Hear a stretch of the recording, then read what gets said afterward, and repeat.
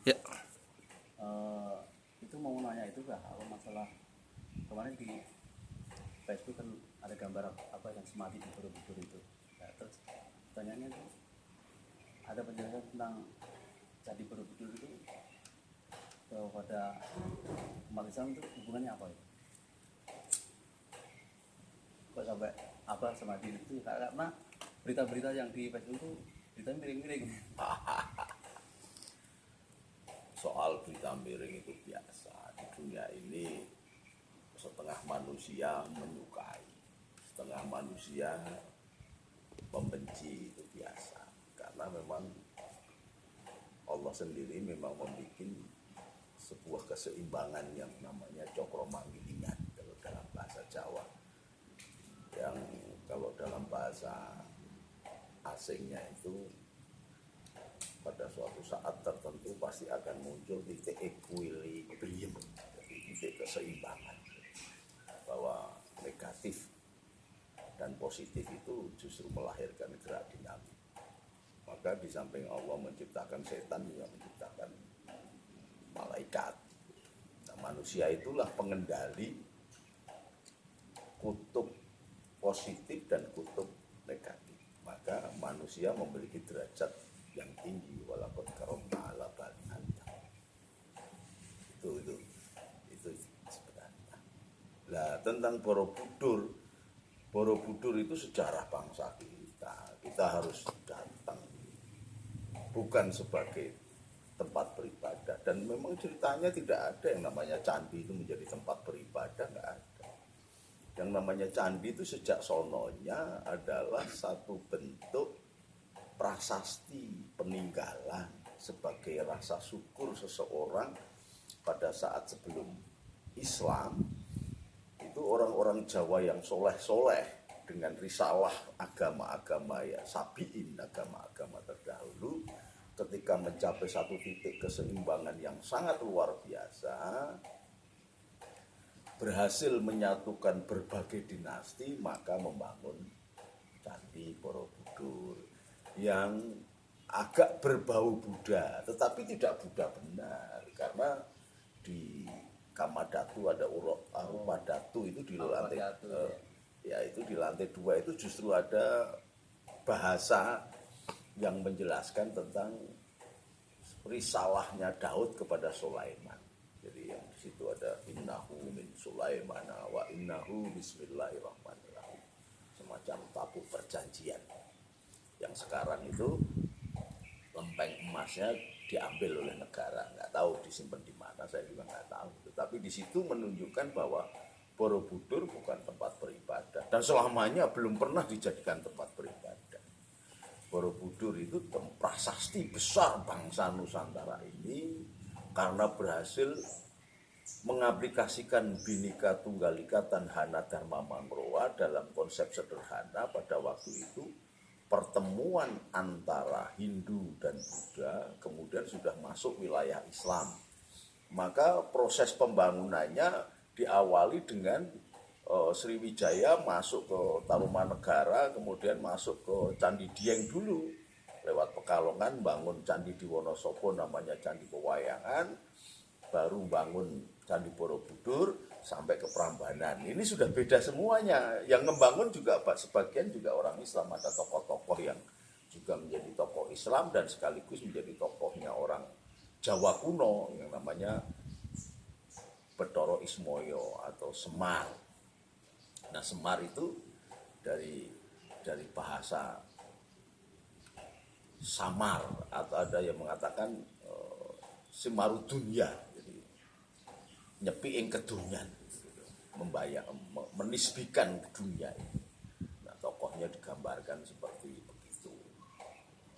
Oke. Nah, jadi pada waktu zaman Nusantara itu menguasai imperium dunia, bahkan setelah itu jauh aja kita sudah memiliki yang namanya Laksamana Malahayati, Angkatan Laut Nusantara itu dihormati di seluruh dunia, bukan seperti sekarang ini. Nah, tentara-tentara kita bahkan dari Sriwijaya itu mengutus 1.000 kapal sampai masuk ke wilayah Mosambik. Afrika Selatan.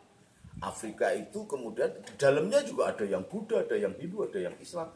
Salah satu tokoh yang kemudian menjadi bapak bangsa-bangsa Afrika yaitu Maulana Yusuf yang berasal dari Jawa bagian Makassar. Jadi Nusantara bagian Makassar. Kalau dulu namanya kan Jawa Dwipa semuanya.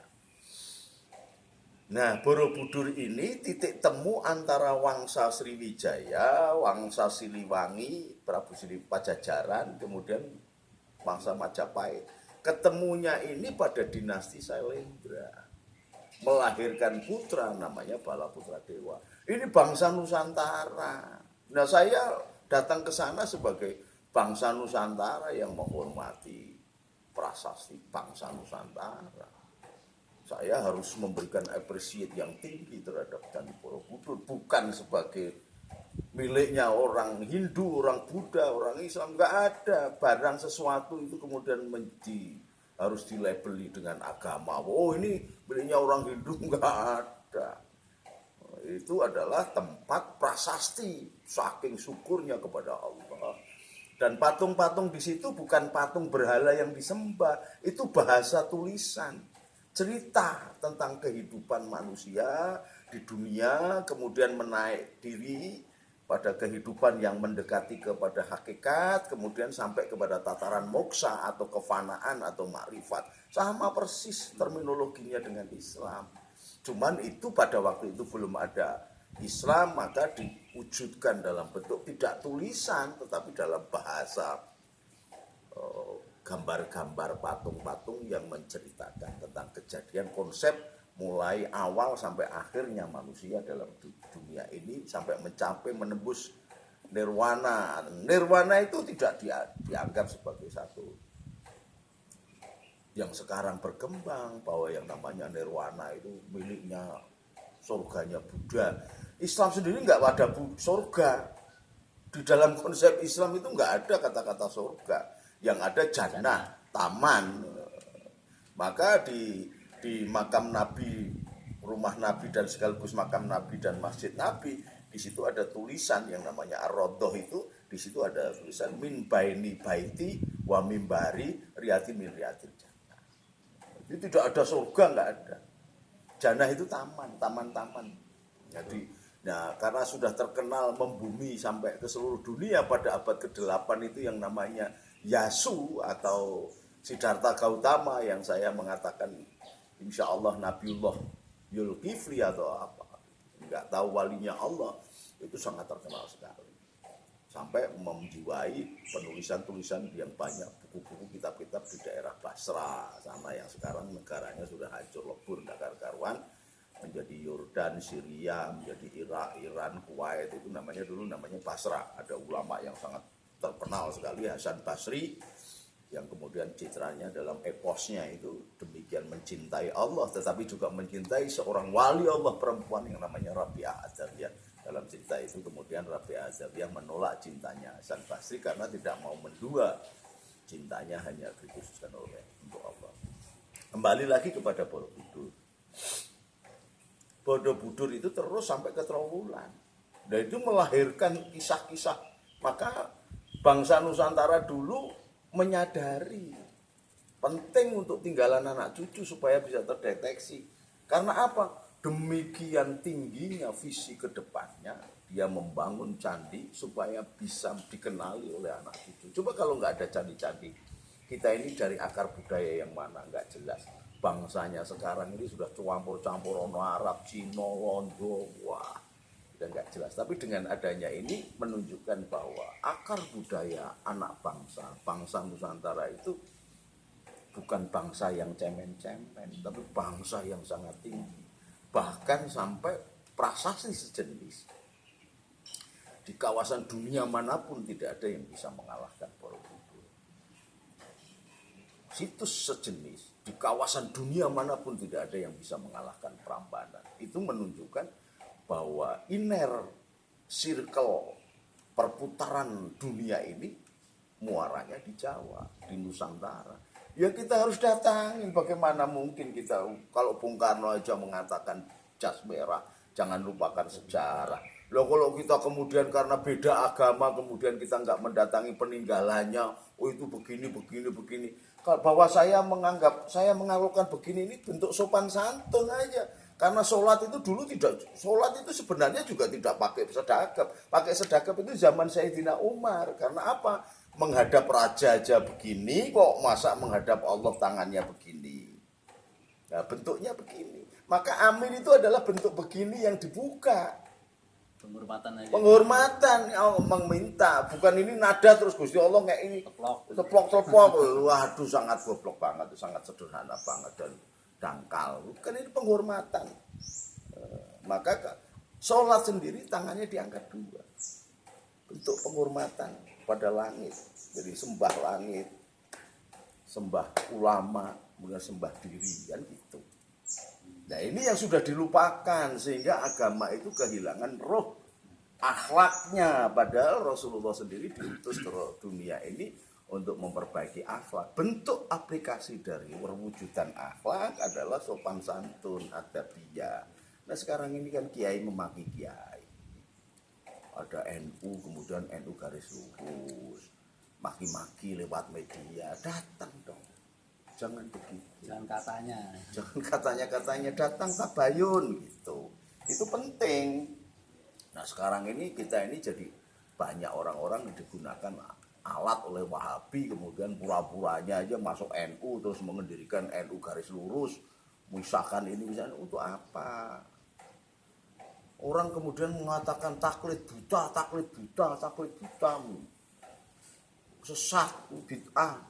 Taklid buta yang lebih buta adalah mengusung permusuhan di luar negeri, dibawa ke sini, menghancurkan dan mencerai-beraikan umatnya yang ada di Indonesia. Itu taklid paling buta sedunia. Membabi buta. Nah, ini yang jarang dilakukan, ini jarang dicegah. Karena apa? Kemudian span of control, kendali kepada umat ini semakin rentan ketika muncul media sosial.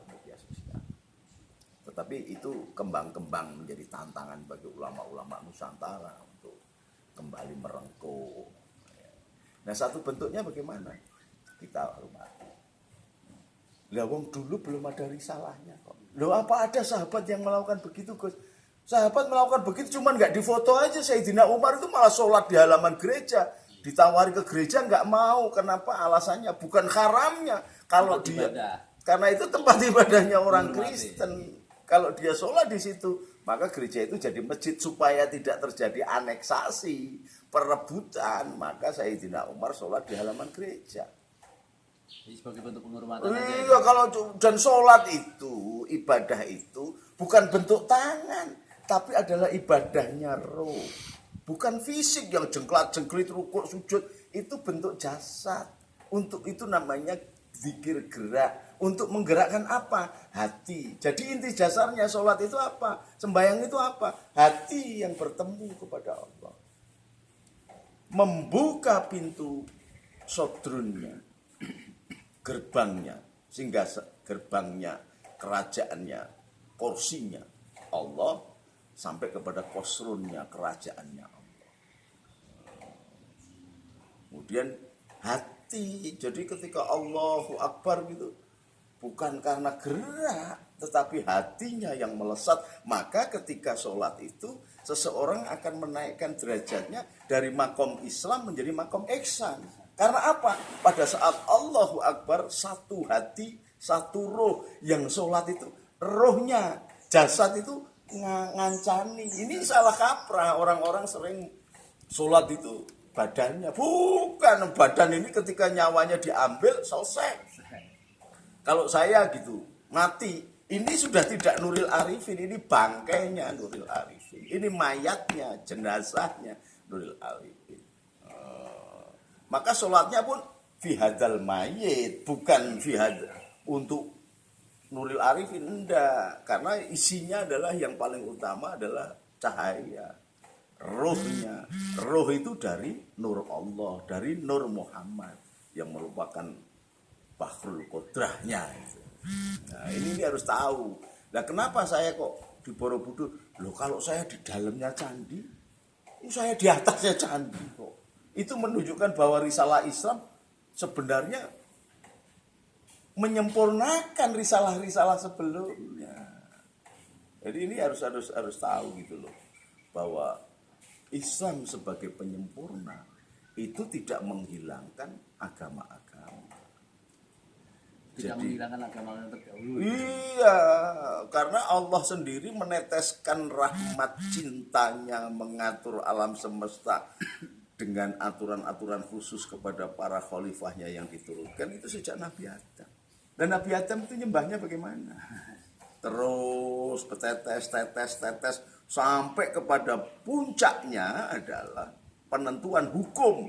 Maka penekanan Sayyidina Musa pada aturan hukum, disebut hukum Taurat itu. Nah, ternyata demikian kerasnya hukum itu, mata dibalas mata, nyawa dibalas nyawa, jari dibalas. Maka kemudian disempurnakan lagi, digenapi dengan munculnya Yesus yang melahirkan ajaran kasih sayang. Kok lembek lagi digabungkan Musa dan Isa dan seluruh nabi yang jumlahnya 124.000 itu kemudian disempurnakan pada ajaran Rasulullah Muhammad. Kebetulan di tangan Rasulullah Muhammad diberikan kepada manusia paling sempurna, namanya Rasulullah Muhammad. Muhammad adalah Ahmad bila mim ketika dia Isra wal Mi'raj, tandanya itu. Maka Muhammad menjadi Ahmad bila mim ketika Mi'raj. Maka ketemuan antara Ahmad bila mim dan Allah sendiri di Sidratul Muntaha. Turun kemudian untuk menjadi jalan pertemuan untuk umat manusia kepada Allah. Maka di sini rahasianya assalamualaikum ayuhan nabiyyu wa rahmatullahi wa barakatuh. Assalamu alaina wa ala ibadillahi sholihin. Ini rahasianya. Nah, kalau cuman beribadah gerak badan aja nggak ada bedanya dengan olahraga. Itu gerak roh. Maka ketika Allahu Akbar dan rohnya yang melakukan sholat dan ibadah itu mempengaruhi seluruh badan, akan terjadi suatu revolusi dan rotasi yang sangat luar biasa bagi ion-ion tubuh, memiliki kecepatan elektromagnetis sampai 40 MHz, dan ini tidak banyak disadari. Kita mengambil ini, jadi agama akhirnya hanya terjebak pada contoh-contoh. Karena ini Islam maka harus begini. Teoritis ya? Enggak, kalau Islam tak cirinya begini. Loh, Islam itu rahmatan lil alamin, bukan hanya rahmatan lil arabin. Beda itu. Maka ketika mengatakan mengikuti sunnah Nabi, Nabi tinggal di mana? Nabi tinggal di Arab. Maka sunnahnya Nabi di Arab adalah pakai gamis. Kalau di Indonesia ya mau pakai sarung, kain, pakai kaos, pakai topi Bali apa topi apa, udeng Bali apa udeng-udengan, nggak ada persoalan. Karena itu sunnah gitu loh. Artinya Nabi pakai gamis itu menunjukkan kesunahannya. Apa kesunahannya? Menutup aurat, menunjukkan karakteristik khusus bagi seorang hamba Allah yang santun, tertutup semuanya, rapi, warna putih. Kenapa kok harus warna putih, harus pakai gamis panjang?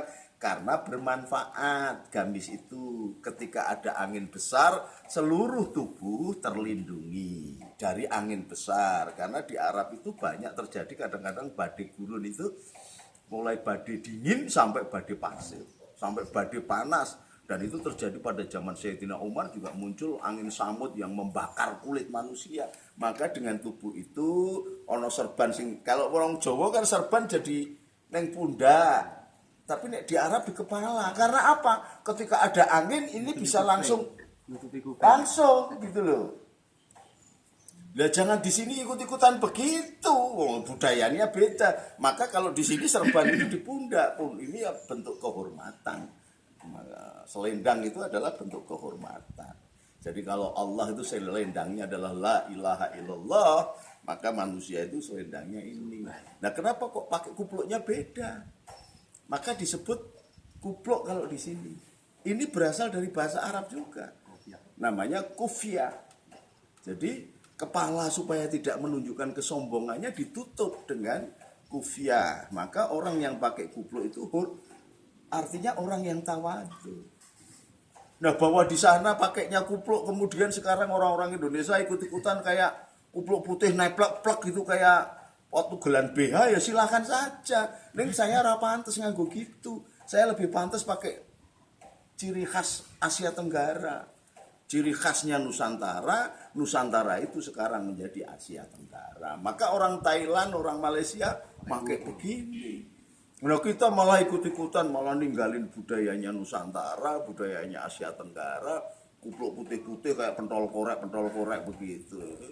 Bahwa ada yang begitu, ya monggo. Tetapi jangan mencemooh orang-orang yang berperilaku masih Nusantara, karena ada, meskipun itu bukan hadis tapi hubul waton minal iman, menunjukkan penjagaan atas kehormatan negara dan bangsanya, itu bagian daripada iman. Meskipun itu kaul para ulama, bukan hadis, dan tidak semuanya kemudian harus hadis persis begitu kan, enggak. Karena ulama-ulama itu adalah pewaris Nabi. Al ulama warasatul anbiya, al ulama khulafatul anbiya, kan begitu. Jadi wenot gitu loh. Saya mau masuk ini, mau datang ke sini. Itu bagian dari warisan bangsa ini, harus dipisahkan antara ini budaya dan ini peribadatan. Nah, kalau saya sholat di masjid. Jadi Itu lebih condong ke menghormati. Nah, kalau sampai masuk, iya, kalau sampai datang ke orang Sunda yang tidak kenal misalnya assalamualaikum, ya sampurasun, rampes, wah musyrik ini ikut Pak Sunda wiwitan, bukan, geblek banget tuh, terlalu dangkal mengucapkan begitu. Jadi, karena itu lambang budaya. Jadi lebih menghormati peninggalan budaya bangsa. Apalagi itu budaya bangsa yang luhur. Pong kita main ke rumahnya orang yang kelasnya ndek-ndekan aja, kita tetap assalamualaikum, sepada, kula nuwun. Lah masa ini dianggap sebagai pengikut agamanya yang tuan rumah?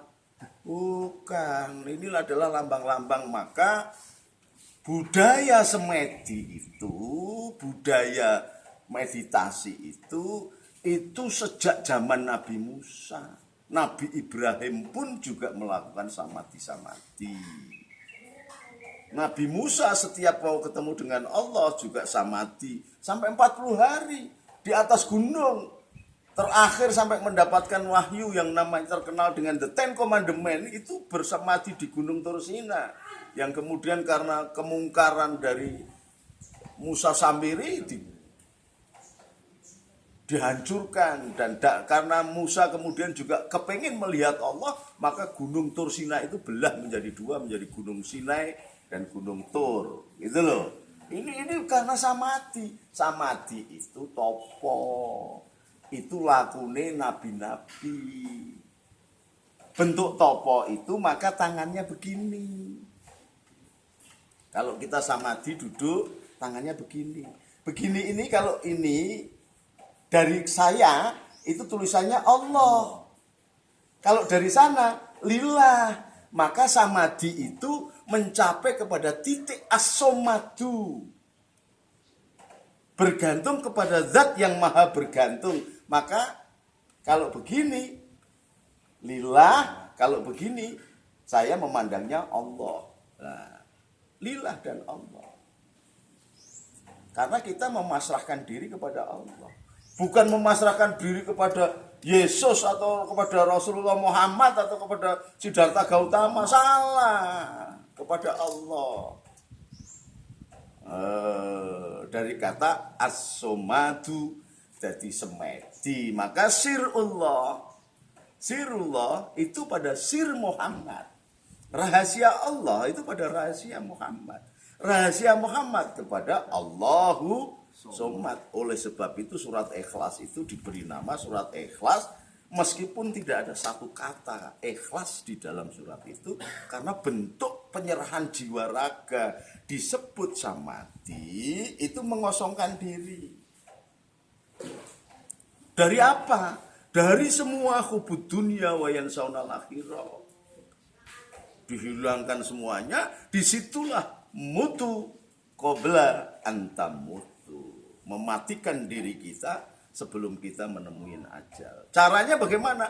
Mengisi ruang kosong di dalam hati kita, bait Allah, di dalam kolbu kita, di dalam kosrun kita, di dalam sodrunnya Allah yang ada di sini, dengan lafaz-lafaz, dengan asmanya, dengan sifatnya. Supaya apa? Ketika bangun samadhi, bangun dari topo, bisa mengaplikasikan af'alnya. Jadi tidak dihafal ke asma etok, sifat etok. Nek bar kuwi mlebu bar salat kuwi mung sing diwaca kan asma sifat. Keluar masjid bajingan lagi, bukan. Keluar masjid ya tetap saja sebagai khalifah Allah mengaplikasikan, itu namanya af'al. Gitu loh. Jadi tidak terjadi kemunafikan, jadi kelihatan santun, hebat, bathuk edo ngapal ketika di masjid. Cakalan tasbih kusuknya setengah mati, begitu di luar jadi bajingan. Itu bukan. Menerima suap sana sini, bukan.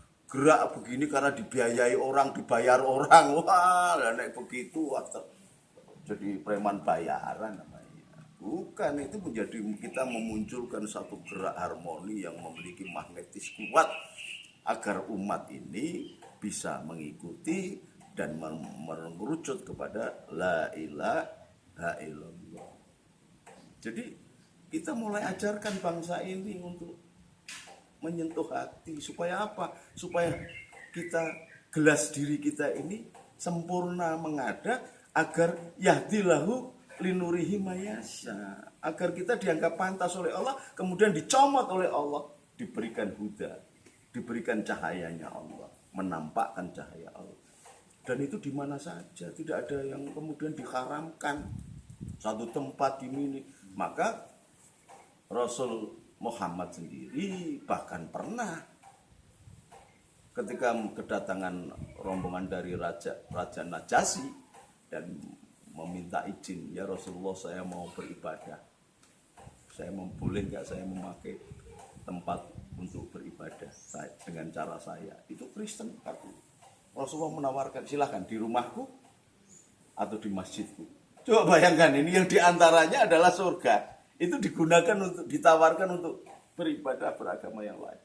Lah kita sekedar mendatangin aja di omongannya, ini begini. Mbok datang, tabayun, jangan kelihatan bodoh. Dulu itu Islam memimpin dunia karena kecerdasan.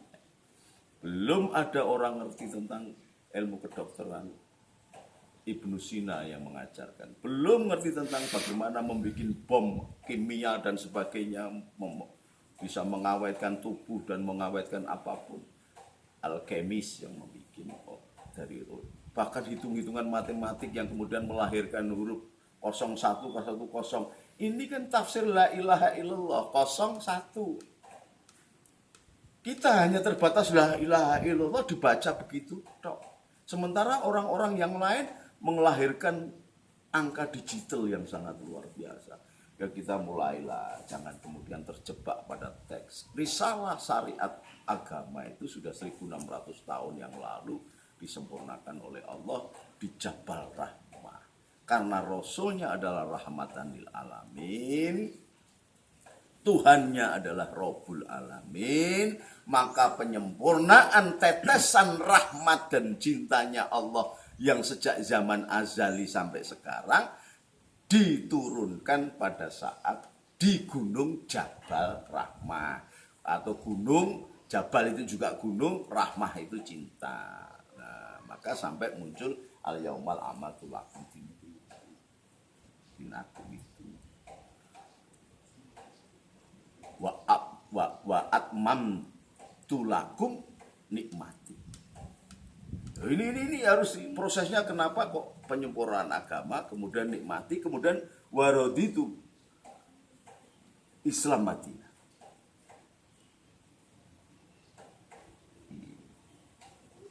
Terima kasih penjelasannya, supaya ini menjadi bahan buat yang belum mengerti. Jadi kan Danilo sampai kan pinter dalang nyogo ndak, silahkan dalang terus. Sindenan terus itu budaya Nusantara dan Islami. Yang namanya Islami itu ketika mencapai titik harmoni apapun agamanya itu namanya Islami. Itu demikian sempurnanya Islam gitu loh. Bukan yang Islam itu yang pakai terbang nggak ono larasnya, nggak ada apanya. Ini budaya Jawa itu memiliki budaya, Nusantara ini memiliki budaya yang sangat luar biasa, seluruh dunia menghormatinya. Jangan dirubah dengan budaya ceplak-ceplok, nggak ada harmoninya, nggak ada ininya. Sunan Kalijogo itu mengajarkan tari itu, kesatria itu begini. Itu keluar masuknya roh, itu pernafasan. Hu Allah. Oh. Ini Allah dari saya. Karena saya memandangnya Allah. Sana memandangnya lillah. Sebaliknya begini. Ini ada simbol-simbol yang harus dipelajari. Maka kenali bangsamu. Itu masuk dalam kawasan man arofa nafsahu. Baru kenal Gusti Allah. Mufakot arofa robahu. Lewang budayanya aja kita singkir-singkirin. Wong kita ini lahir di situ, mati hidup di situ, belajar mengenyam pendidikan awal juga dari bangsa Nusantara. Kemudian kita akan nisbikan itu orang yang tidak pandai bersyukur. La in syakartum la azidannakum wa la in kafartum inna adzabil lazim. Negeri ini akan diadab oleh Allah kalau kita kemudian tidak bersyukur atas nilai-nilai yang diwariskan nenek moyang kita. Kita bisa Islam ini karena toleransi nenek moyang kita yang demikian tinggi, meskipun dulu adalah menjadi sentralnya Buddha dan Hindu dunia, tetapi Raja Sriwijaya sendiri mengundang Rasulullah, kemudian datanglah suratnya Rasulullah bersama Sayyidina Ali datang ke tanah Nusantara. Jangan lupa itu. Bahkan Majapahit itu penguasanya apa? Hindu. Tapi Sunan Ampel diperbolehkan menyebarkan agama. Syekh Maulana Iska, adiknya Sunan Ampel, kakaknya Sunan Ampel, Sunan Murtolo atau Ali Murtado yang terkenal dengan Pandita Ratu Murtolo dipersilahkan. Syekh Maulana Iska, semuanya dipersilahkan. Syekh Asmoro Khondi yang kemudian makamnya di daerah sekitar Tuban itu karena apa? Toleransi bangsa Nusantara. Jangan kemudian setelah kita merasuk agama Islam kemudian dikatakan kita harus ganti budaya menjadi budaya Arab. Budaya Arab apanya yang baik? Sesama saudara sampai keturunan nabinya aja perang-perangan. Yang namanya Yaman itu pusatnya para wali sedunia aja dihancurkan hanya gara beda politik. Yang satu Wahabi, yang satu ada Sunni yang ala NU. Kenapa? Enggak bisa dilepaskan NU Indonesia dengan wali-wali tanah Hadramaut. Enggak bisa dilepaskan karena mereka lah yang pada abad ke-18 mulai mewarnai perjuangan dari wali-wali yang dari Turki Ottoman yang agak berbangsa Cina. Jadi kayak kemarin saya jelasin ke Jatinegara lagi dijelaskan Islam itu masuknya ke sini itu yang ngaku Habib apa Hubub kemudian marah-marah listriknya dimatiin. Ya sudah kalau nggak boleh ceramah ya sudah, saya datang juga diundang. Gitu loh. Apa saya harus marah nempeleng Habibnya? Wah, nanti malah cangkemnya perno-perno. Wong saya diem aja paling mau pasukan berani mati. Siap bergelut. Lari dengan nangis, berani lari dengan nangis. Gak ada ceritanya Nurul Arifin takut, gak ada. Tapi kalau saya tempeleng pada waktu itu dan pecah kepalanya, apa yang dikatakan? Loh, Nurul Arifin dengan pendeta, dengan Pak Biku itu damai dengan yang ngaku Habib apa Hubub itu nempeleng, kan kacau tuh. Ini banyak Habib-Habib merek, cuma hidung mancung aja modalnya. Kalau Habib yang sesungguhnya, itu contoh Maulana Habib Lutfi. Wah itu hebat. Maulana Habib Umar bin Yahya yang di Cirebon. Itu hebat guru-guru kami. Habib Ahmad, Sukaraja. Saya juga bersahabat dengan banyak Habib dan bagus-bagus. Umar Muntohar Semarang. Itu sahabat-sahabat. Nah, itu loh. Jadi jangan menyederhanakan Islam itu karena dilabeli dengan Arab gitu loh. Jangan. Itu sedikit-sedikit sunnah yang mana? Lalu Rasulullah itu pakainya gamis, pakainya putih-putih, pakai begitu. Lah Abu Lahab juga sama. Loh, yang satu jahatnya kayak gitu, Abu Jahal jahatnya kayak begitu. Malah kita maki-maki Abu Lahab dalam sholat pun dapat ganjaran, dapat pahala. Tabat jada Abi Lahab wa tab ma'agna, padahal paman Rasulullah. Dimaki-maki malah dapat pahala kita. Mau itu bagian dari firman Allah. Itu loh, jadi harus pandai kita ini menelaah. Jangan dipotong-potong. Kalau dipotong-potong dan kita gampang diadu domba, bodoh. Mau didatengin, katanya menyambung tali silaturahmi itu surga. Dateng dong.